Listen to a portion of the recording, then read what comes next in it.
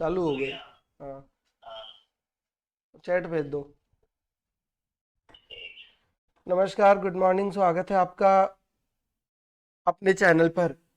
आज का जो हमारा टॉपिक है that we have to start, वो है मार्क्सिज्म। मार्क्स और एंजल्स की थ्योरी से बना है Marxism.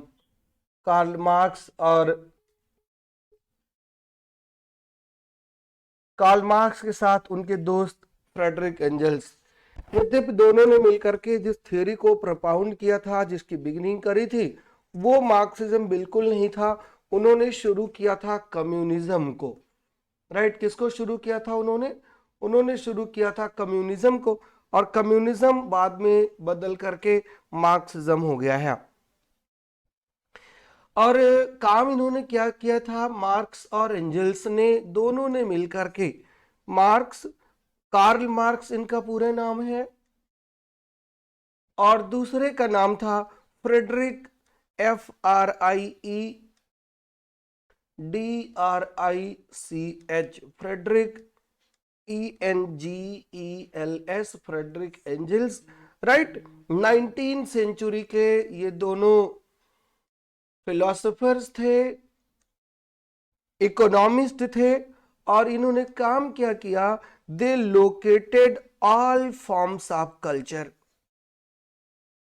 They located all forms of culture. Culture क्या होता है? कल्चर का मतलब म्यूजिक, पेंटिंग, लिटरेचर, ये सब कल्चर होता है। और क्या किया इन्होंने? They located all forms of culture within a social context. क्या कहा? कि ये सब के सब एक सोशल कॉन्टेक्स्ट में होते हैं। मतलब there is nothing like aestheticism, ऐसा कुछ नहीं होता है। Everything is the part of the society, social context में होता है। और क्यों उन्होंने ऐसा किया था? Because this was the time of Victorian industrialization, attempting to provide a theory of the industrialized society. Marx and Engels also treated art as an important component of human life.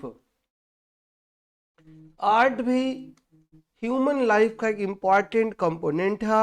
However, their main contribution जो था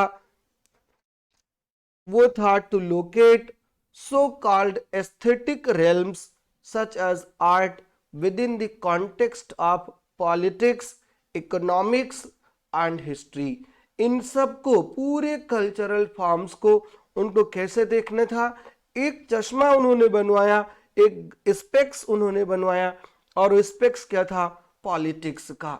उनको ऐसा लगना शुरू होता है कि everything is the part of politics, everything is determined by the prevailing economics, right? And everything is the part of history. So you could say he challenged the movement जिसका नाम आर्ट्स फॉर आर्ट से था। The Marxist approach है क्या फिर? Marxist approach to question the aesthetics often links them with questions of class, economic condition and power. Marxism क्या काम है? एक लाइन में कहा जाए तो मार्क्सिस्ट क्रिटिसिज्म क्या करता है? तो मार्क्सिस्ट क्रिटिसिज्म क्वेश्चंस, किसको क्वेश्चंस करता है? Questions of class, economic conditions,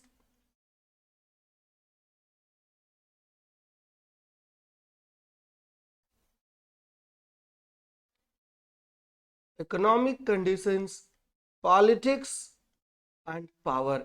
ये क्वेश्चनिंग का काम है जो मार्क्सिज्म का। Marxist thinking has been influential in cultural theory, anthropology, history, cultural theory, anthropology,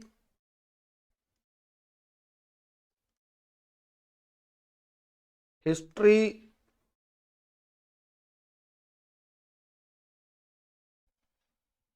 and literary criticism.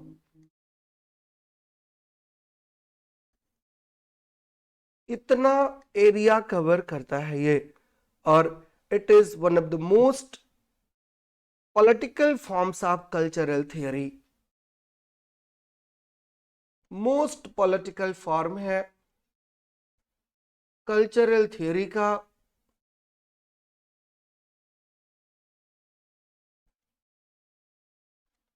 Most political form of cultural theory का है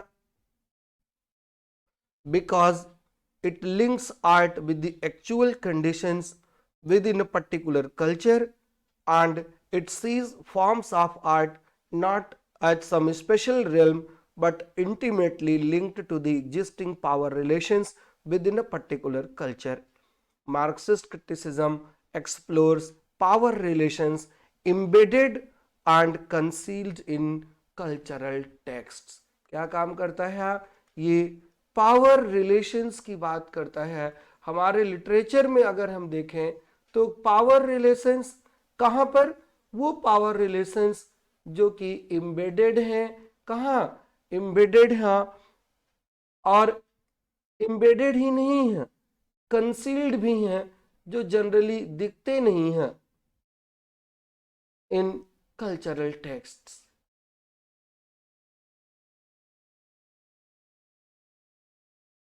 यहाँ पर वो पावर रिलेशंस की सर्च करता है। यही पूरा मार्क्सिस्ट थ्योरी है, यही पूरा मार्क्सिज्म है। ऑलराइट,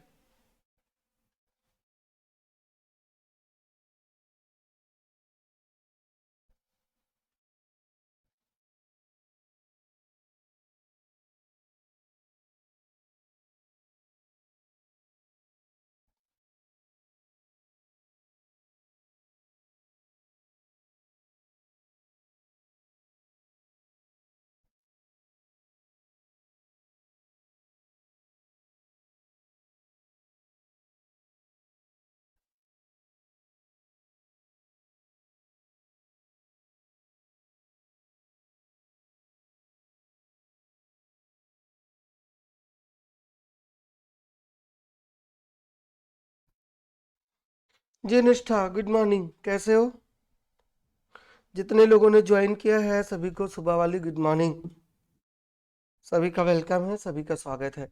क्लियर हुआ ये ना? ओपनिंग इंस्टांस जो है,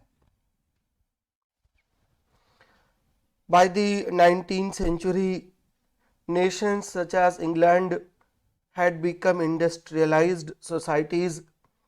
मार्क्स और एंजल्स का वही बिल्कुल पीक टाइम होता है, and they undertook detailed studies of the condition of culture, paying particular attention to questions of political power and economic conditions.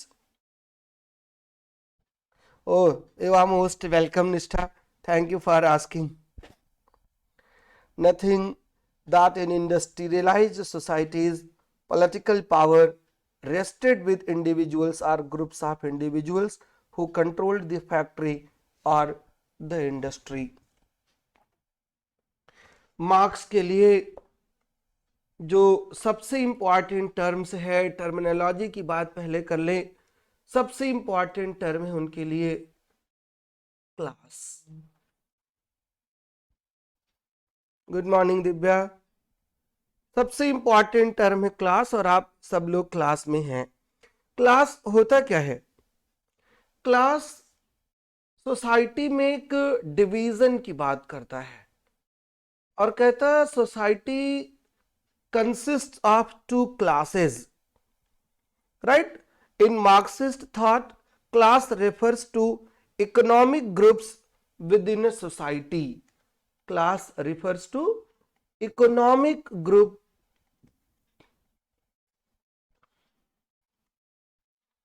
within the society. एक ऐसी क्लास है उसमें a class of people controls the factory and the industry. ये controller हैं। किसके controller हैं?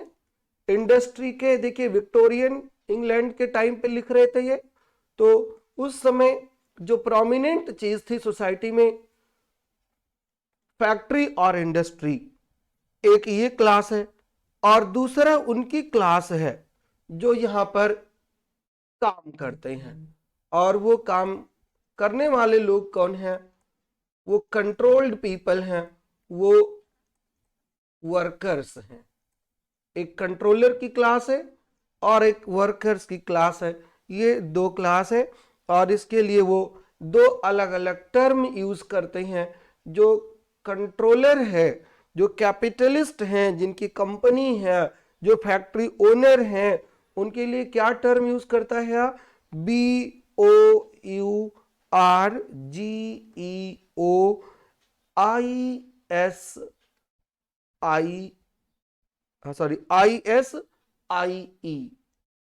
इसको पढ़ते हैं बुर्जुआ। ये फैक्ट्री ओनर की क्लास है, राइट। मार्क्स ने इसको क्या कहा है? The two classes are always in conflict between because the upper classes are what Marx called the bourgeois। ये अपर क्लास है, ये रूलिंग क्लास है, bourgeois को कहता है। owned the means of production and the working classes owned nothing except their laboring bodies। इनके पास क्या है? इनके पास कुछ नहीं है apart from their bodies, right. Labour है ये, इनके पास कोई राइट्स नहीं है, राइट। और इनके लिए एक अलग वर्ड जो यूज करता है उसको कहते हैं प्रोलिटरेट, राइट। एक बुर्जुआ है और दूसरे क्लास को बोलते हैं प्रोलिटरेट। इनके पास रियल में कुछ नहीं है, राइट। सिर्फ और सिर्फ अपनी बॉडी है जिसके थ्रू वो काम करते हैं, काम के अलावा उनके पास कुछ नहीं है। क्लियर है? Marxist thought terms this conflictual relations between classes as social relations of production, right। ये जो social relation of production,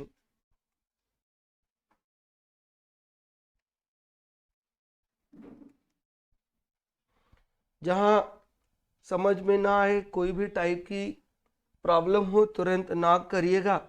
पता ये ना चले कि पूरी क्लास पढ़ ली और कुछ हवा ही नहीं लगी।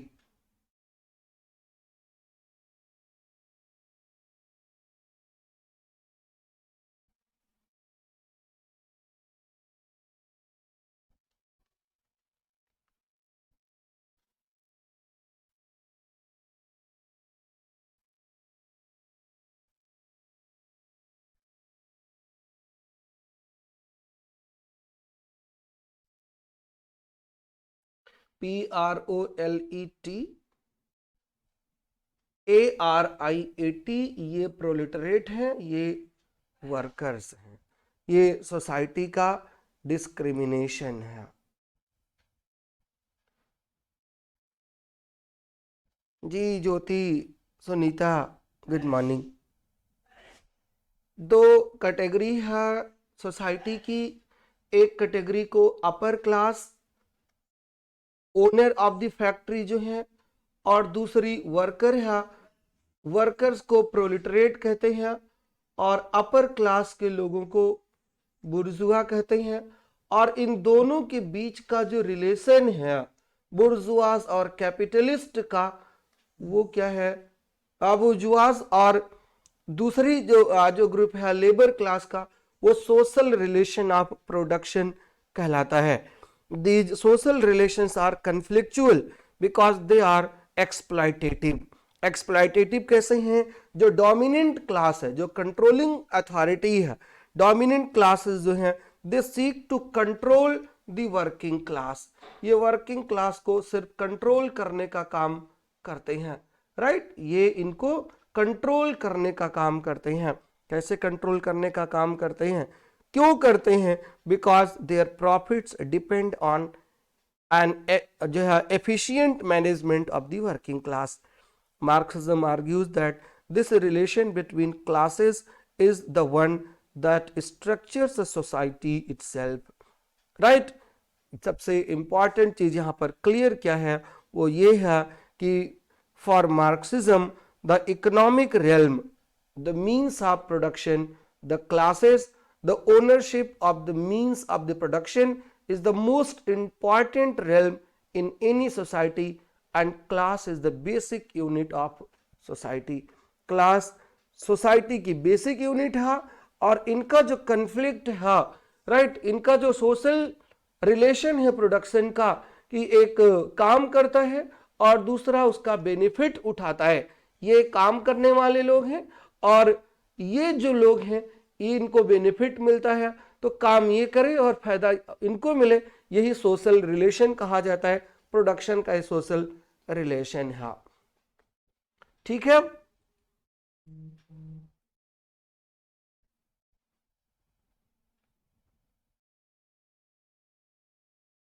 class was therefore a matter of hierarchy within society, power and economic privilege. Being a member of the upper class confers certain privileges upon a person. Every class develops particular forms of culture and forms of behavior, जिसको क्या कहते हैं हम, working class culture कहा जाता है, मास culture कहा जाता है, या मिडिल क्लास वैल्यूज कहा जाता है। वर्किंग क्लास कल्चर है, मास कल्चर कहा जाता है, या उसी को मिडिल क्लास वैल्यूज कहा जाता है।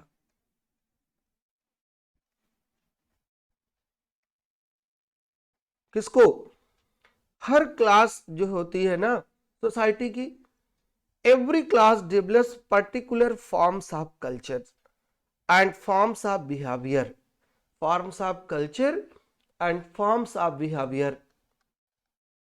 हर सोसाइटी डेवलप कर लेती है forms of culture and forms of behaviour. हर सोसाइटी अपने हिसाब से डेवलप करती है what is often described as working class culture, mass culture और middle class values.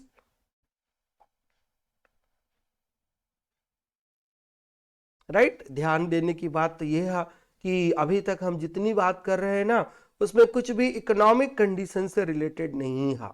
This was the radical contribution of Marxist thinking. क्या था, it associated religious beliefs, art forms, behaviour, moral codes and other such non-economic or cultural aspects of life with an individual or group's class affiliation. Culture therefore is not about truth, beauty, taste or aesthetics. Rather, culture is a system where particular ideas about truth, beauty and aesthetics are developed in relation to particular classes. Right, क्या कहा इन्होंने कि culture क्या है, culture is not about truth. Truth के बारे में तो कल्चर बिल्कुल नहीं है, राइट, ये ब्यूटी के बारे में बिल्कुल नहीं है, ये टेस्ट के बारे में बिल्कुल नहीं है, ये एस्थेटिक्स के बारे में बिल्कुल नहीं है किसके बारे में फिर, तो कहता है कि कल्चर जो होती है ना, कल्चर इज अ सिस्टम। कैसा सिस्टम है, where particular ideas, culture is a system where particular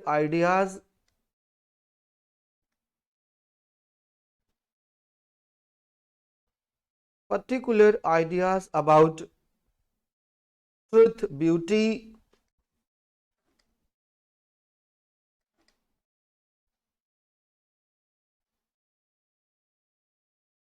and aesthetics are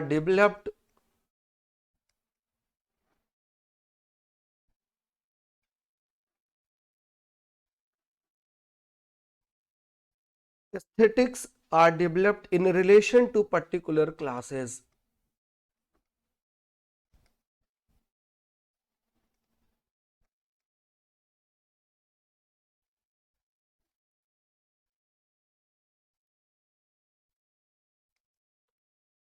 ये है कल्चर।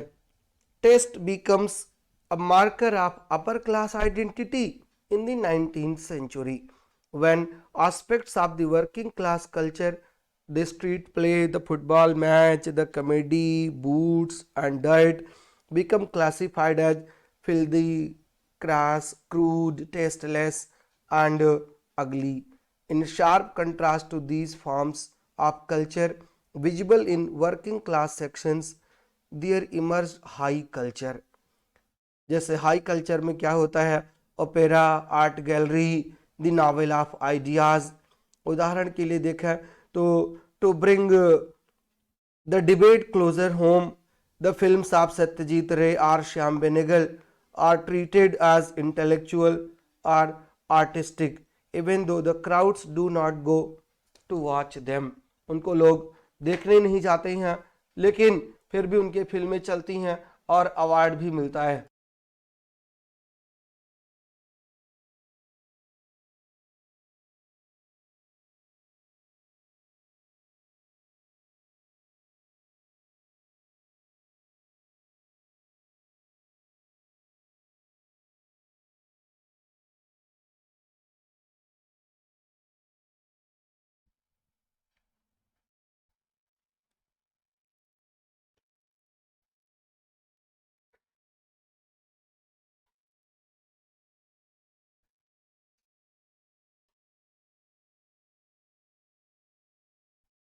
क्लियर है? चलिए,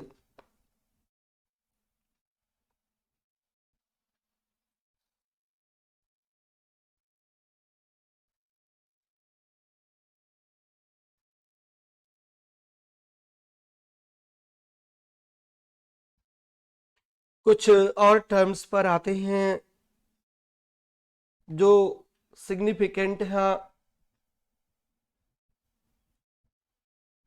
मार्क्सिस्ट थ्योरी के लिए।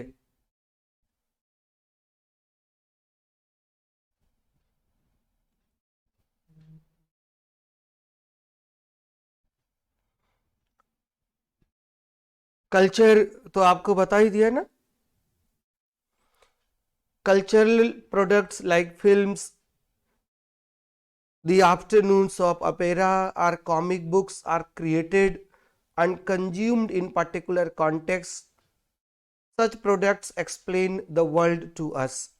With their social referents, they help us to make sense of the world, even as the world we live in helps us generate the meaning from a text. This means works of art function as codes for experiences and realities. Works of arts क्या हैं? Works of art जो हैं वो code होते हैं, right? और literature Marxist theory का काम क्या है? हमारा काम क्या है कि we decode a work of art depending on the context we occupy. Marxist उन्हीं को डी कोड करता है, राइट? डिकोडिंग करता है अ वर्क ऑफ आर्ट। और मार्क्सिस्ट ही नहीं, हर थियरी डिकोडिंग का ही काम करती है। फेमिनिज्म भी डिकोडिंग का काम करता है अपने तरीके से, फेमिनिस्ट पर्सपेक्टिव से। मार्क्सिज्म भी उसको डिकोड करने का काम करता है, किससे? अपने कॉन्टेक्स्ट के हिसाब से, right? Depending on the context we occupy, Marxist criticism suggest that all cultural forms जो हैं they seek to ensure that the dominant classes in society remain dominant. क्या कहता है कि जो सोसाइटी की डोमिनेंट क्लासेस है ना, डोमिनेंट क्लासेस बिल्कुल डोमिनेंट ही होती हैं। Dominant classes of the society, dominant मतलब बुर्जुआ, they remain same. Dominant classes of the society remain same, उन पर कोई फर्क नहीं पड़ता है। In order to do so, it must convince the working classes and oppressed not to rebel or revolt. और अपने डोमिनेंस को साबित करने के लिए करता क्या है? जो वर्किंग क्लास है ना, उसको कन्विंस करता है। कन्विंसिंग का काम भी डोमिनेंट क्लास कर लेता है, ताकि कन्विंस कर लेंगे तो वो रिवोल्ट नहीं करेंगे, वो रिबेल नहीं करेंगे, है ना। जैसे छोड़ो, पॉलिटिक्स में नहीं जाएंगे। रिवोल्ट और रिबेल को अवॉइड करने के लिए वो उनको कन्विंस करता है। क्लियर? एक एक चीज बहुत ध्यान से समझिएगा। The dominant classes usually achieve this, कैसे कन्विंस कर पाती हैं? By suggesting to the working classes that the present social condition is natural. Right, जो स्थिति बनी है ना, वो मेरा कोई रोल नहीं उसमें, वो पूरी तरीके से नेचुरल होती हैं। राइट, और नेचुरल ही नहीं, they are benevolent and ultimately beneficial to them. Benevolent है वो, एंड उनके लिए वो बेनिफिशियल भी हैं। Benevolent and beneficial to them है जो कंडीशन उन्होंने बनाई है, इसलिए they should not revolt, they should not disagree. One needs only to think of the factory owners, right.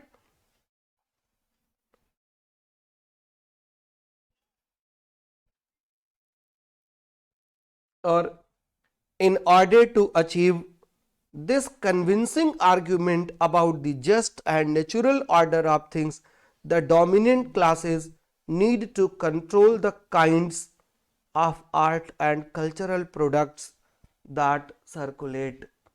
Right? इसके लिए बहुत मेहनत करनी पड़ती है डोमिनेंट क्लासेस को। क्या मेहनत करनी पड़ती है? इसके लिए एक बहुत पर्टिकुलर खास वर्ड सा लगता है यहाँ पर, और उस वर्ड को हेजिमनी कहा जाता है। राइट, नेचुरलनेस को क्रिएट करने के लिए। Since books, films, music, theatre are consumed by the working classes as well as those become important means of conveying the argument. To put it another way, cultural forms carry a message that the dominant classes want to pass on to the working classes, a message that suggests that things are quite all right, that the capitalist is a benevolent man, and that the workers are not really oppressed. In other words, cultural artifacts represent the world to us, what I have termed rather crudely message देते हैं वो in certain way so that we obtain particular meanings from them. Marxist criticism का काम क्या है? Marxist criticism is attentive to the ways in which art or a cultural artifact does this representation. Does a novel like Arundhati Raj, The God of Small Things, accurately reveal the exploitative nature of gender relations and caste conflicts in small town India? या एकता कपूर के serial की बात करें, particular kinds of women and offers particular roles of women? Does the super hero comic book suggest that individuals with extraordinary powers are better human beings only because they serve the humans? ये सारे questions जो है हमेशा से उठते रहे हैं, और these questions focus on the nature of representation in works of art, culture.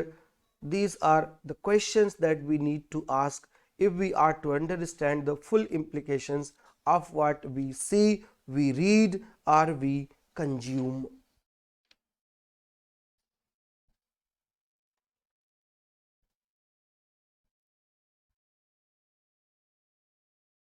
Convincing के लिए जो काम है वो है, पहला वर्ड है हेजेमनी।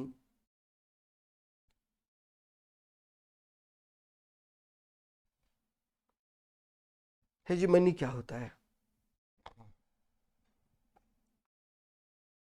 इटालियन मार्क्सिस्ट हैं Antonio ग्रामसी।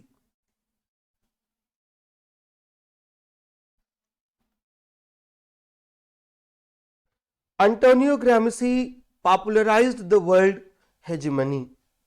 Hegemony is akin to ideology. अभी ideology पर भी आते हैं।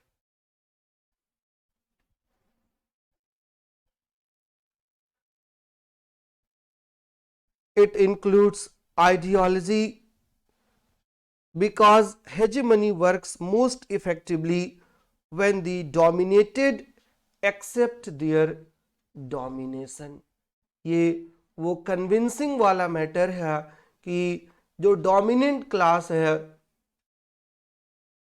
वो अपनी चीजों को नेचुरल बताते हुए वर्किंग क्लास पर इम्पोज करती है, और जब वर्किंग क्लास उससे कन्विंस हो जाता है उस कन्विंसिंग को हेजेमनी कहा जाता है। Hegemony is the domination of particular section of society by the powerful classes. कैसे? Not necessarily through threat of violence but by winning their consent to be governed and dominated. right? उनकी consent पा लेता है, right? Governance है, domination है। कैसे? Governance not by threat but by their consent. right? Governance, domination not by threat but by their consent. Hegemony works less through coercion than through consent. coercion का काम ही यहां पर नहीं है,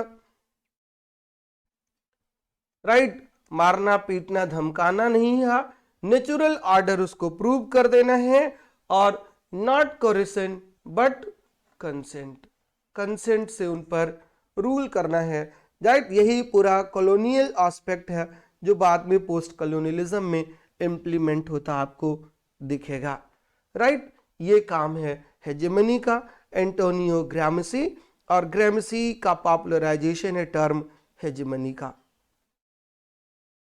clear? hegemony refers to the processes through which the dominant classes maintain power through the consent of the people. right? जैसे first world nations often seek privileged regarding arrangements for their products. They can achieve this domination of third world markets by threatening the third world with economic sanctions or war. However, the more effective tactic is often to persuade the third world nation that such a trade agreement is mutually beneficial. Third world is made to believe that free trade would benefit them too, when actually free trade turns out to expand first world trading territory and profits. The third world nation usually accepts this mutual benefit as a given and approves the agreement. This is hegemony not through coercion but through consent. Clear? Hegemony seeks to naturalize and legitimate, right? Naturalize करने का काम करती है, legitimate करने का काम करती है। किसको? legitimate करती है, validate करती है, naturalize करती है on unequal power relations by suggesting representing the trade agreement as a mutually beneficial one. Hegemony is achieved through the circulation of ideology. right? कैसे अचीव करी जाती है? Through the circulation of ideology achieve करते हैं। एंटोनी ग्रामसी ने तो ये argument किया था कि revolutions are not always at the level of the economic structure but at the level of ideologies. अगर हमको क्रांति करनी है ना तो सिर्फ आइडियोलॉजिकल लेवल पर हमको प्रहार करना होगा, सिर्फ इकोनॉमिकल स्ट्रक्चर पर नहीं, हमको आइडियोलॉजीज के लेवल पर जाना होगा। और ग्रामसीज का नोशन जो है आइडियोलॉजी का converts it into something more than just false consciousness. Ideology क्या है? आइडियोलॉजी को ही कार्ल मार्क्स कहता है कि ये फॉल्स कॉन्शियसनेस है।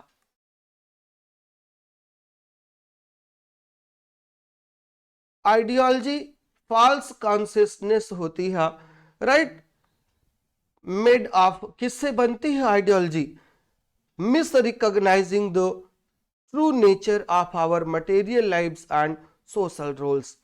आइडियोलॉजी एक छोटी सी चीज नहीं है, आइडियोलॉजी बनने में टाइम लगता है, right?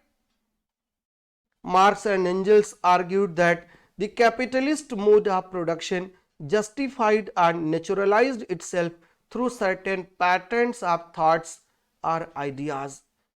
With social structures such as education, culture, and religion, the oppressed classes believed that the order of inequality in society is natural or preordained and do not recognize that they are oppressed. This system of thought or representation that helps naturalize economic inequality and operation is termed ideology, right? The system of thought or representation that helps naturalize economic inequality, that helps naturalize economic inequality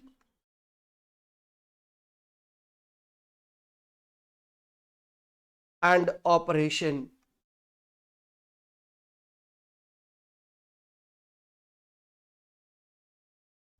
इसको ideology कहा जाता है। अब ideology है क्या फिर? Ideology जो है ना, basically whatever we do, ideology is the writing. Marx के हिसाब से वो भी इसको जस्टिफाई करती है। Ideology is the speeches, ideology is the beliefs, ideology is the opinions, cultural practices जितनी भी हैं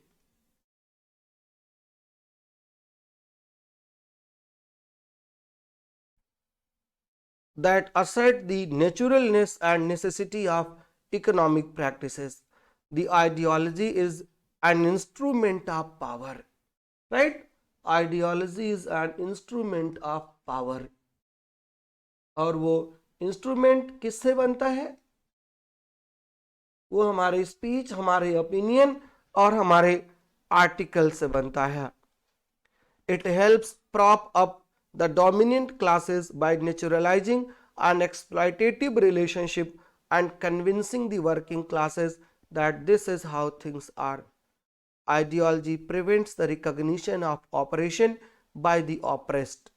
Thus, it is blind, a veil that prevents the oppressed from a proper understanding, और इसीलिए कार्ल मार्क्स इसको false consciousness कहता है, right? Karl Marx इसको false consciousness कहता है। आइडियोलॉजी को बहुत इंपॉर्टेंट क्वेश्चन है ये, हेजिमनी और ये ideology. Ideology enables the dominant classes to reinforce the power over the oppressed and marginalized classes, because ideology serves as a system of belief that naturalizes the unequal power relations and leads the oppressed to accept it as natural, a given and as self-evident and therefore beyond questioning, right? जो self oppressed है, right, उन पर क्या करता है? उन पर questioning ही बंद हो जाए, अपने आप को जस्टिफाई करने का एक तरीका है आइडियोलॉजी भी और हेजेमनी भी। क्लियर है? कोई डाउट, कोई क्वेश्चन हो तो बताओ।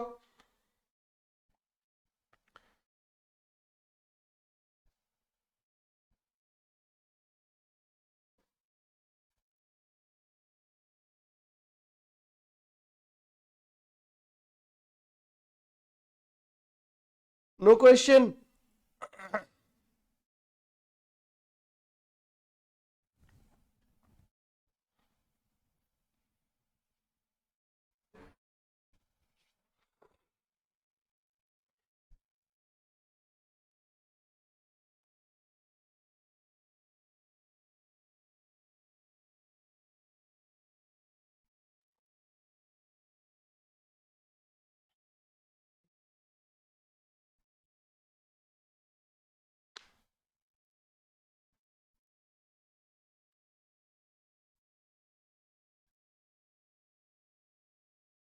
आइडियोलॉजी हेजिमनी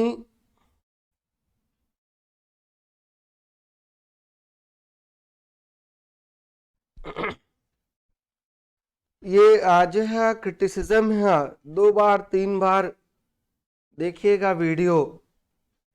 लिटरेचर समझना आसान है, criticism is a bit difficult. Theory समझना थोड़ा सा मुश्किल तो होता ही है।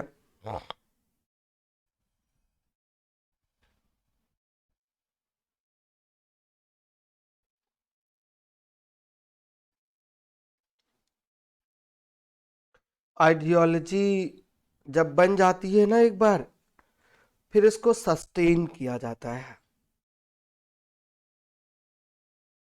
रीइंफोर्स किया जाता है, रिप्रोड्यूस किया जाता है कल्चरल फॉर्म्स के थ्रू।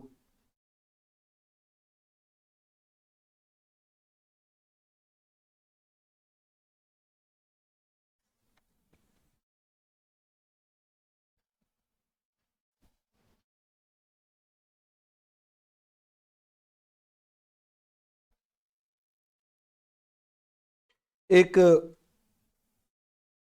मार्क्सिस्ट है, नाम है उसका टेरी इगल्टन, नाम आपने भी सुन रखा होगा।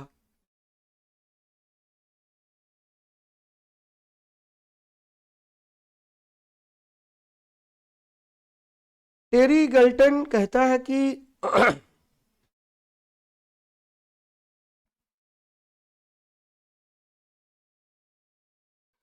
such a mechanics of ideology that serves a hegemonic purpose are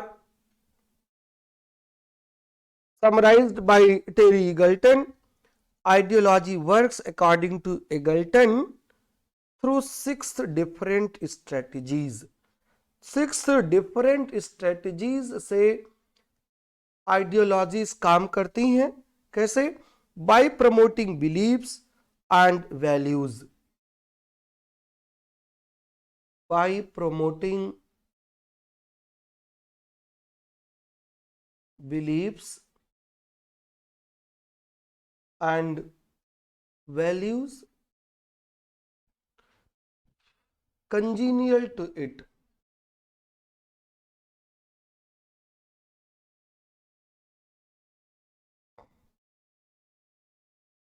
दूसरा है by naturalizing these believes to render them self evident, इन बिलीफ को नेचुरलाइज करना, naturalize their believes to render them self evident.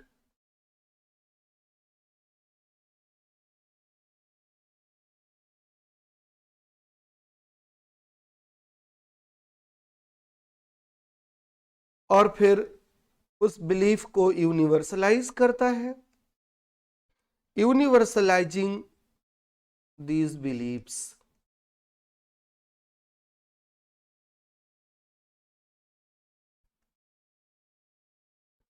फिर devaluing ideas that might challenge is,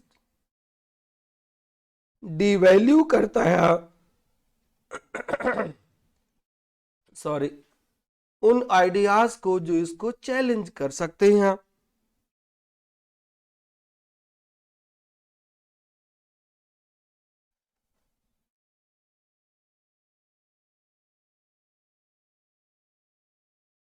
अपने आप को sustain करने के लिए। और फिर रिजेक्टिंग अल्टरनेटिव और राइवल फॉर्म्स ऑफ थॉट, जो दूसरा भी कुछ हो सकता है, राइवल फॉर्म्स ऑफ हो सकता है थॉट का,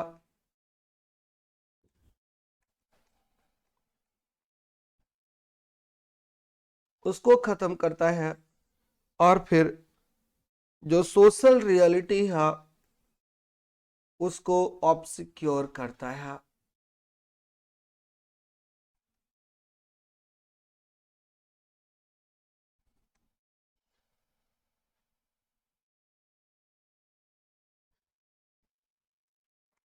ठीक है।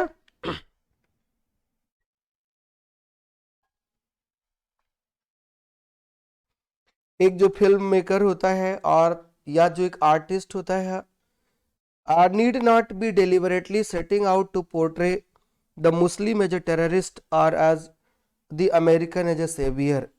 Ideology works at an unconscious level.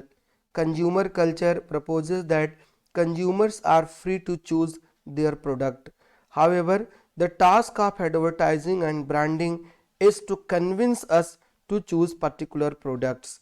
In this way, we are not really free.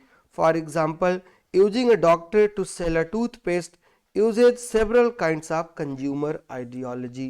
क्या क्या काम करता है? हम देखते हैं कोलगेट का प्रचार एक डॉक्टर आते करता है, हमसे वो अपील क्या करता है, वो हमारे दिमाग पर कैसे चोट करता है. It appeals to us because we traditionally trust doctors. हम डॉक्टर को भगवान मान लेते हैं, इसलिए हमको लगता है कि ठीक है कोलगेट का प्रचार ये कर रहे हैं, डॉक्टर साहब तो कोलगेट अच्छा ही होगा. दूसरा, doctors are not commonly associated with commerce and hence it seems to be a medical professional device on our screen rather than any commercial. और जो तीसरा इम्पैक्ट हमारे दिमाग पर होता है, we believe that when doctor recommends a toothpaste he or she does so based on expert opinion and not on marketing and profit concerns. right? वो expert opinion हम उसको मान लेते हैं और इसी पर हम पूरा सिस्टम बेस कर लेते हैं. Notice that the sale of toothpaste cashes in several areas of belief: trust in doctors, the reliance on medical professional advice, the refusal to see the man on screen as driven by commercial concerns. Ideology here is this set of beliefs the advertisement relies on to sell its product. It converts a capitalist and profiteering project into a health concern, a medical situation and a social value.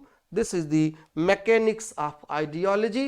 और mechanics of ideology जो है ये 6 different strategies के तहत काम करती हैं. ये टेरी ईगल्टन का कॉन्सेप्ट है. क्लियर?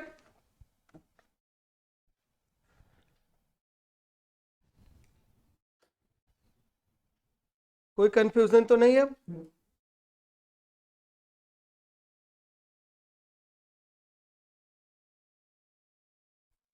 यहीं पर आज क्लास अब वाइंड अप करता हूँ.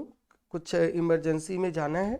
शाम को 5 बजे फिर क्लास है और फिर मैं इस चैप्टर को कंटिन्यू करके और ख़त्म करूँगा. Clear? Thank you so much आप सभी को. All the best.